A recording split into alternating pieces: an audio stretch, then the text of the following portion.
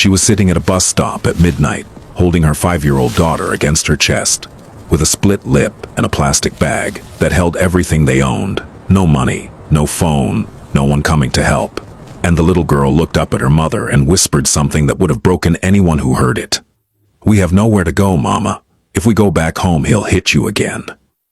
But someone did hear it. A man standing in the shadows.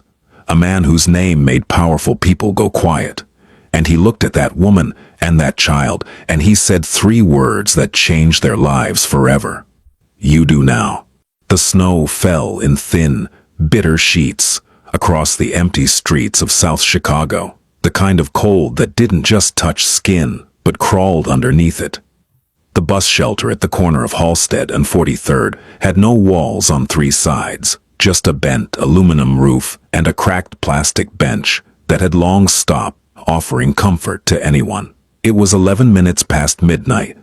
The last bus had come and gone 40 minutes ago. Anya Resnick sat on that bench, with her arms wrapped around a 5-year-old girl pressed tightly into the center of her chest.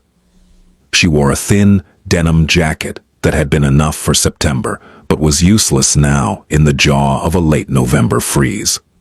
Her daughter, Lena, wore 2 layers beneath a child's coat that was 1 size too small.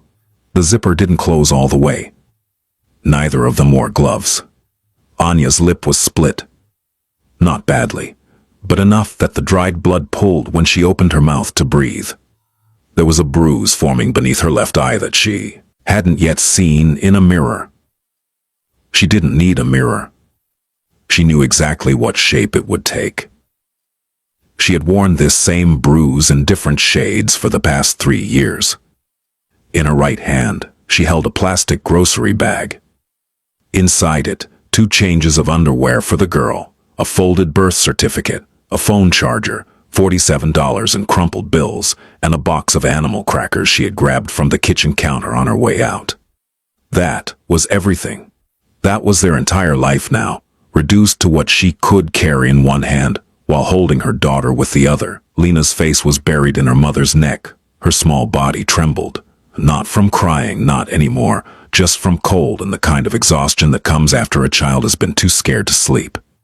Her fingers were curled into the collar of Anya's jacket, holding on with the quiet desperation of someone who had already learned that the world could take things away without warning. Anya whispered into the top of Lena's head, "We're okay. We're going to be okay." But Lena pulled her face back just enough to look up at her mother. Her eyes were dark brown and enormous and too old for her face. She studied her mother's split lip. She studied the bruise. And then she whispered the words that would change everything. "We have nowhere to go, Mama. If we go back home, he'll hit you again." The words left the little girl's mouth like a prayer said in a church that had already been abandoned. Quiet. Certain.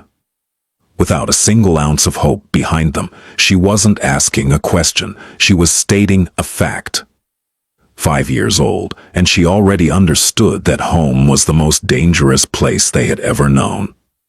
Anya closed her eyes and pulled her daughter back against her chest. She had no answer. Because Lena was right. There was nowhere to go. Anya had no family in this country. Her mother was dead. Her father was in Chernivtsi, in a flat he could barely afford, too old and too sick to send anything more than a phone call on birthdays. She had no friends in Chicago. Craig had made sure of that. One by one, over the course of their marriage, he had cut away every connection she had tried to build. The women at church. The neighbor who had invited her for coffee. The Ukrainian grocery clerk who had once given Lena a free candy bar. All of them had been erased from Anya's life through Craig's jealousy, his rules, his punishments for what he called running your mouth to strangers. She had married Craig Belmore 4 years ago, in a courthouse ceremony with no guests. She had come to the United States on a K-1 visa. Craig had seemed kind at first, gentle even. He had written her letters. He had sent pictures of the apartment in Chicago and told her it was a good neighborhood, safe for children. He had told her he wanted to build a life together, and for 8 weeks after the wedding she had believed it. Then the door started closing, First, it was small things. Comments about how she cooked, complaints about her accent, mockery in front of his friends. Then, the yelling began. Then, the grabbing. Then, the first time he hit her, an open palm across the face because she had spoken to a man at the grocery store who had asked her where the bread aisle was. That was 3 years ago. Tonight was the worst it had ever been. Craig had come home drunk and furious about something at work. He had thrown a plate. He had grabbed Anya by the hair and slammed her shoulder into the kitchen doorframe. When Lena started crying, he told the girl to shut up or he would give her something to really cry about. That was when Anya made the decision. Not for herself. She had endured it for herself many times before, but the moment Craig turned his voice toward Lena, something inside Anya cracked open, and she found the kind of courage that only comes when you have nothing left to protect except another person's life. She waited until he passed out on the couch. Then she packed the bag, picked up her daughter, and walked out into the cold. That had been 4 hours ago. Now they sat at a bus stop with nowhere to go, and the only sound in the world was the hiss of snow meeting pavement. Across the street, parked beneath the broken amber glow of a streetlight, a black sedan sat with its engine running. The exhaust rose in soft white plumes. The windows were tinted so dark that no one passing by could have seen the man sitting alone in the back seat. Boris Davidson didn't usually ride through this part of the city at midnight. His world existed in a different geography. The private dining rooms of downtown steakhouses, the top floors of buildings whose tenants paid their rent in silence, the back offices of men who ran unions and construction firms, and the kinds of businesses that operated in the space between legal and something else entirely. Boris was 33 years old. He wore a charcoal overcoat and a black turtleneck and shoes. That cost more than most people's monthly rent. He had dark hair, cut short, and gray eyes that rarely blinked when someone was speaking to him. He was not tall, but he occupied space the way certain men do, completely, without apology, and in a way that made other men instinctively step back. His driver, a broad-shouldered man named Oleg, had taken a wrong turn off the expressway due to a construction detour. That wrong turn had brought them through a neighborhood Boris hadn't seen in years. And as the car rolled slowly past the bus stop, Boris looked through the tinted glass and saw the woman and the child. He almost looked away. He had no business here. He had a meeting in 40 minutes with a man who owed him a significant amount of money, and Boris did not like to be late. But something made him pause. Maybe it was the way the woman was sitting, not like someone waiting for a bus, but like someone who had simply stopped moving because there was nowhere left to go. Or maybe it was the child, so small against her mother's body that she almost disappeared inside the jacket. Or maybe it was the cold itself, and the knowledge that no one should be sitting outside in weather like this at midnight with a child that young. "Stop the car," Boris said. Oleg glanced in the rearview mirror. "Boss?" "Stop the car, Oleg." The sedan pulled to the curb. Boris sat still for a moment, watching. The woman hadn't noticed them. Her head was bowed over the child, and she was rocking slightly, the way mothers do when they are trying to keep their children warm, through nothing but motion and prayer. Boris opened the door and stepped into the cold. Anya heard the footsteps before she saw him. Her head snapped up and her arms tightened around Lena with the speed of someone who had learned to flinch before the blow landed. Her eyes went wide. The man walking toward her was a stranger, and in Anya's world, strangers were never safe, especially men, especially at night. Boris stopped 6 feet away. He didn't come closer. He kept his hands visible at his sides. He looked at the woman's face, the split lip, the bruise forming under her eye, and something shifted behind his expression. It was subtle. If you didn't know what to look for, you wouldn't have seen it. But it was there. A tightening of the jaw, a flicker of something cold and old and personal. "Are you waiting for a bus?" he asked. His voice was calm, low, the kind of voice that was used to being listened to, without needing to raise itself. Anya shook her head. Then she looked down, as if eye contact itself was a form of vulnerability she couldn't afford. "Please," she said. "We are fine. Please go." Boris looked at the child. Lena was staring at him from over the collar of her mother's jacket. Her eyes were enormous and unblinking. She didn't look scared of him exactly. She looked like she was trying to figure out what kind of danger he was.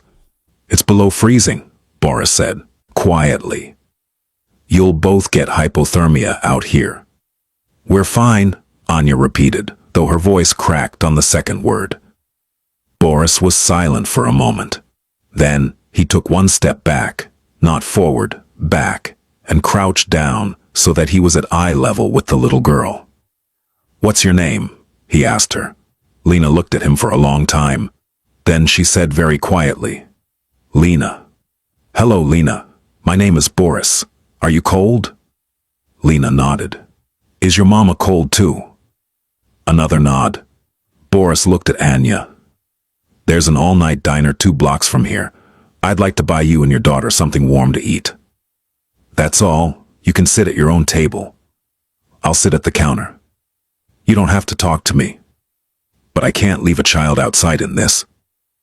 Anya's eyes filled with tears, not because of his kindness, though there was that, but because his kindness made her realize how long it had been since anyone had spoken to her without anger in their voice.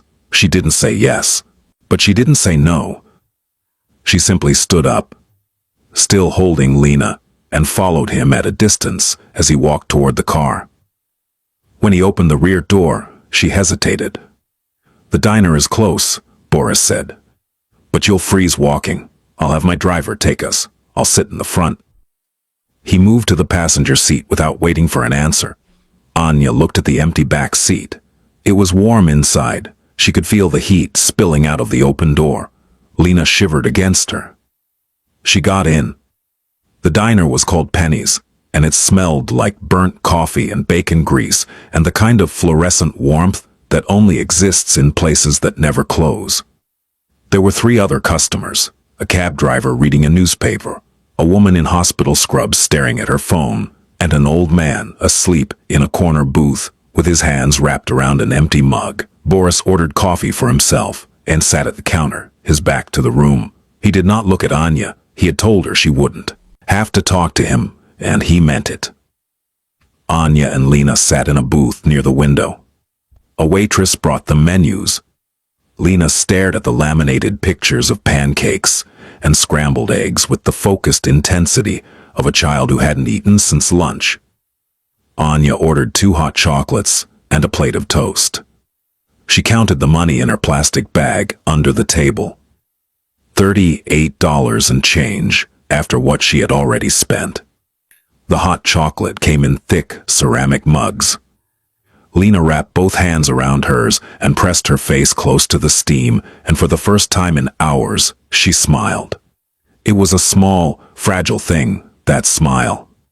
But it was real. 20 minutes passed. Then 30. The warmth of the diner was doing what warmth does. It was pulling the armor off. Anya's hands stopped shaking, her breathing slowed, and eventually she looked across the room at the man sitting alone at the counter and realized that he hadn't turned around once. He hadn't watched them. He hadn't intruded. He had simply made sure they were warm, and then he had let them be. She picked up Lena and walked to the counter. Boris looked up. "Thank you," Anya said. "For this. You didn't have to." Boris nodded. "You don't have to tell me anything, but if you need a place to stay tonight, I know people who run a shelter on the west side. It's clean, safe, they have beds for children." Anya's chin trembled. I can't go to a shelter. My husband will look for me. He knows the shelters.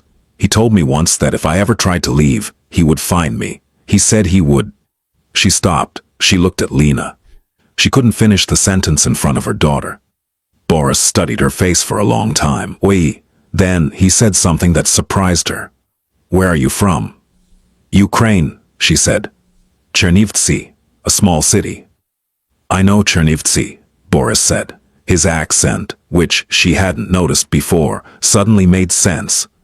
The way he shaped certain consonants, the rhythm of his speech. My mother was from Odessa. Anya stared at him. You're Ukrainian?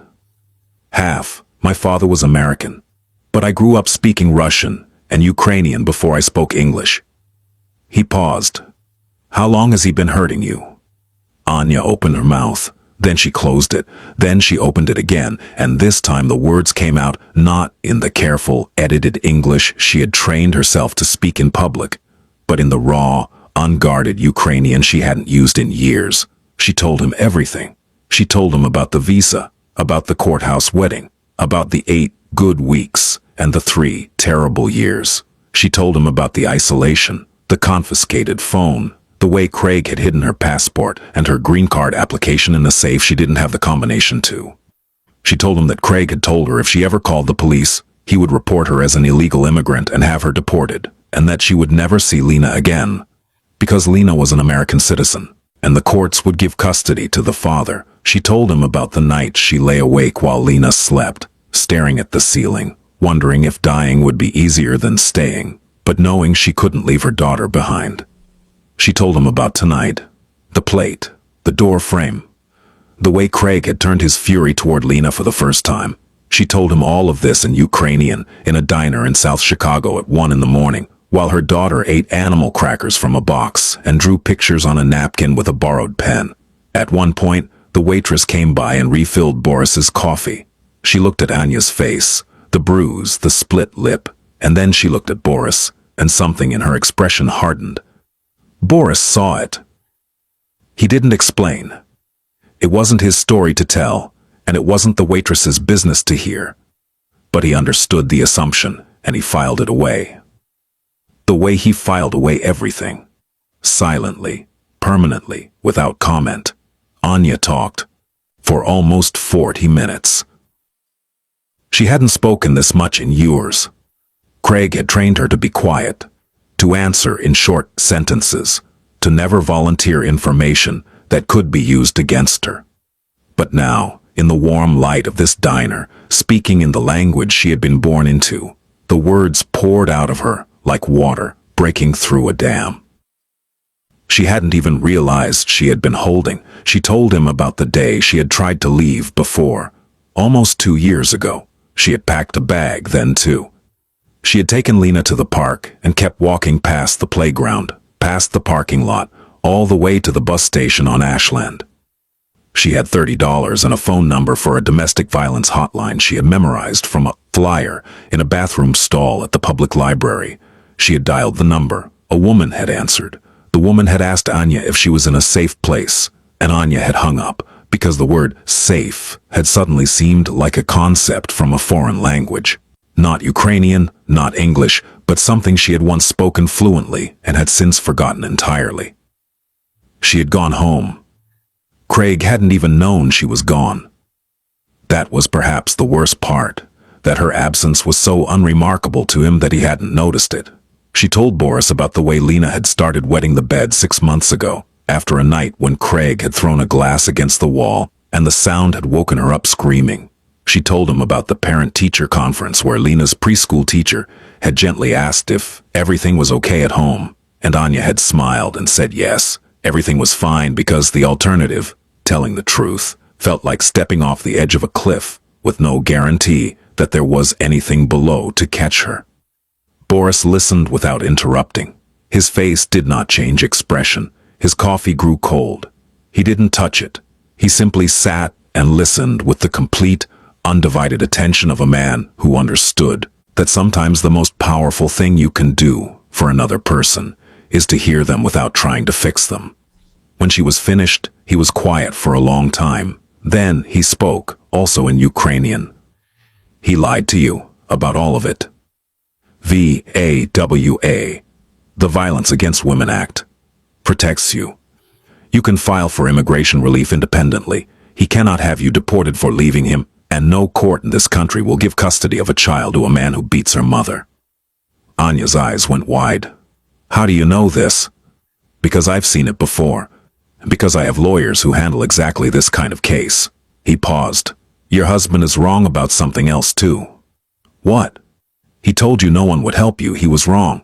In the silence that followed, Lena looked up from her napkin drawing and studied Boris with the same careful, unflinching gaze she had given him at the bus stop. Then she held up the napkin.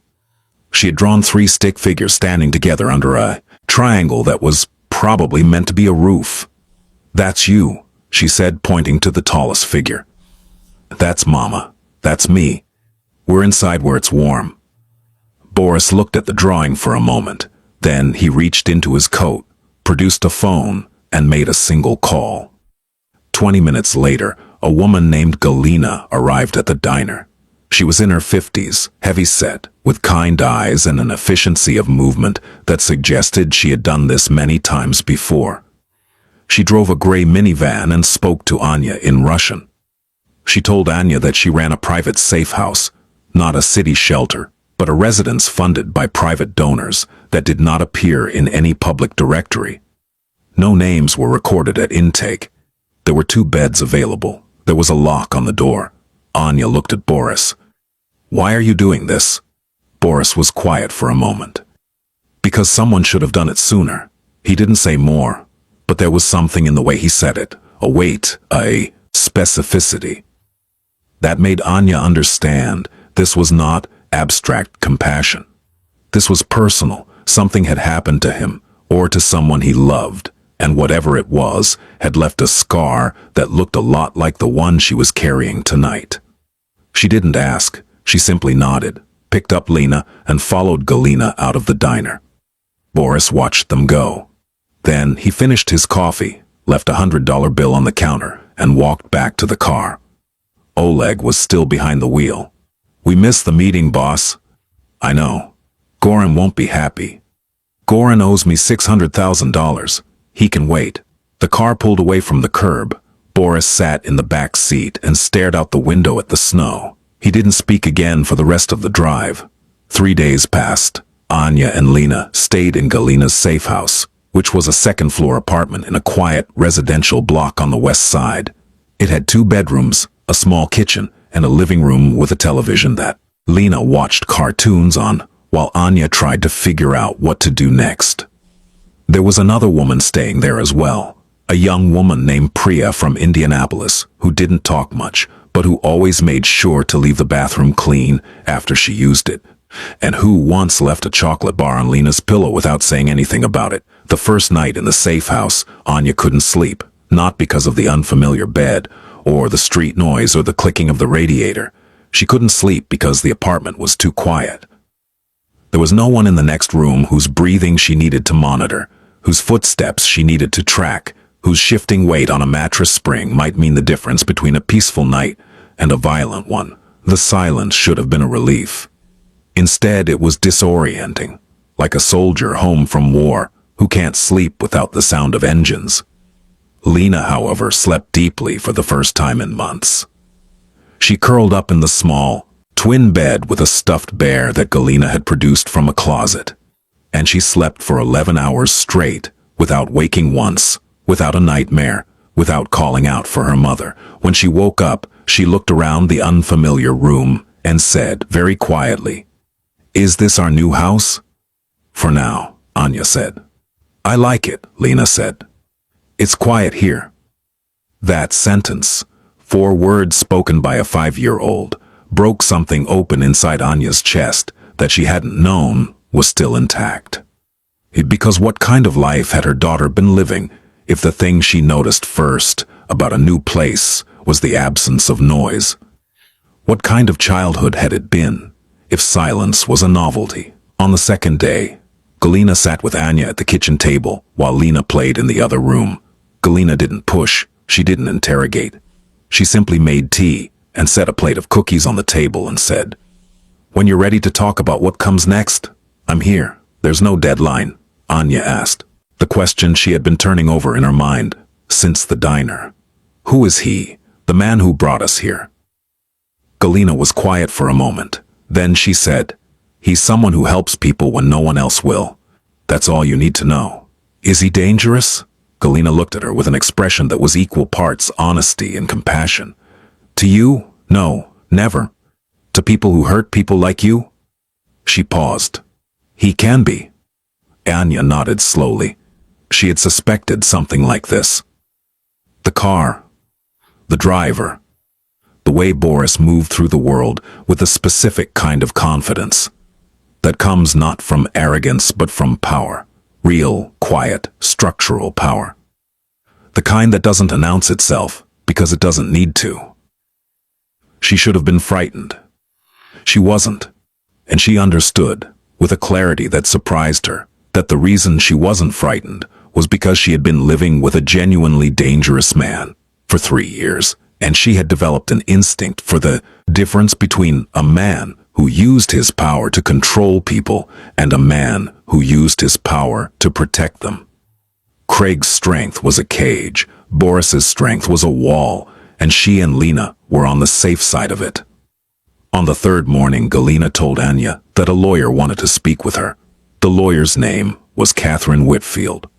She arrived that afternoon in a navy blue suit with a briefcase and a calm, methodical way of speaking that made Anya feel like she was finally talking to someone who understood how the system worked and wasn't afraid of it. Catherine explained everything. She explained VAWA, self-petitioning. She explained the U-visa process for victims of domestic violence. She explained emergency protective orders and how to file for sole custody. She told Anya that Craig's threats about deportation were not only lies, but were themselves a form of abuse recognized by federal immigration law. She told Anya that everything when the green card, the custody, the protection was possible. It would take time. It would require documentation, but it was possible. Anya cried through most of the meeting, not from sadness, from the sudden overwhelming realization that the cage she had been living in had a door, and the door had been unlocked the entire time, and she simply hadn't known. Catherine's services were being provided pro bono. When Anya asked who was paying for it, Catherine said only that her firm occasionally took on cases through a private referral network. She did not mention Boris by name. She didn't need to. On the fourth day, Craig Belmore went looking for his wife. He started at the obvious places: the bus station, the few acquaintances Anya had once been allowed to have, the Ukrainian church on Western Avenue where she used to go before he forbid it. He drove around the neighborhood slow and methodical, his jaw tight and his hands gripping the steering wheel the way he gripped everything, like he owned it. By the fifth day, he was getting desperate. He called Anya's dead phone 18 times. He drove past the local police station and thought about filing a missing persons report, but something stopped him. The knowledge, buried beneath his rage, that if the police started asking questions about how his wife had gotten that split lip, the conversation would not go well for him. On the sixth day, Craig found himself at a bar on Archer Avenue, telling a friend named Dale about how his wife had run off with his kid and how he was going to drag her back by her hair when he found her. Dale, who had his own complicated relationship with the law, mentioned that he knew a guy who could track down anyone in the city for the right price. By the seventh day, Craig had a name and an address, not Galina's safe house. That was invisible to his kind of search, but he had the name of the diner where Anya had last been seen, and from the diner he got a description of the car that had taken her, and from the car he got a partial plate number, and from the plate number he got a neighborhood. He showed up at 10 o'clock on a Tuesday night. He parked his truck 2 blocks away and walked. He was drunk, but not sloppy. Functioning. The kind of drunk that Craig did best, just enough to silence whatever was left of his conscience, not enough to slow his hands. He found the building. He didn't know which apartment, but he stood on the sidewalk and began shouting Anya's name. Upstairs, Lena heard him first. She had been watching a cartoon about a rabbit family, and she froze. Her body went rigid. Her eyes went to the window. She knew that voice the way animals know the sound of a predator, not through understanding, but through instinct, hardwired by repetition. "Mama," she whispered. Anya was already moving. She had heard him too.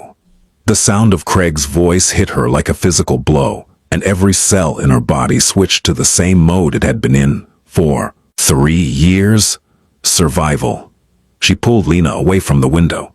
She turned off the lights. She locked the bedroom door, even though it was just a hollow core interior door that wouldn't stop a grown man for more than 5 seconds. See, her hands were shaking. Her breath came in short, ragged bursts, but she did not cry. She had trained herself out of crying during emergencies because crying took energy and focus and time, and in the moments when Craig was at his worst, she needed all three for something more important. Making sure Lena wasn't in the room when it happened, Lena pressed her face into Anya's stomach. "He found us," she whispered. "I know, baby, I know, but we're safe here. The door is locked." "The door at home was locked too," Lena said, and the logic of it, the terrible, perfect 5-year-old logic, left Anya with nothing to say. Downstairs, Craig's shouting grew louder. He was calling Anya's name, then Lena's. His voice had that particular quality it took on when he had been drinking. Thick, confident, a voice that believed it had a right to everything it was demanding. Priya appeared in the hallway in her pajamas, eyes wide. Galina put a hand on Priya's arm and shook her head. "Stay calm. Stay inside." Galina was on the phone before Craig had finished his second shout. She didn't call the police. She called a different number. Boris answered on the first ring. "He's here," Galina said. 12 minutes later, 3 vehicles pulled up to the block in quick succession. A black SUV, a dark sedan, and a silver Audi.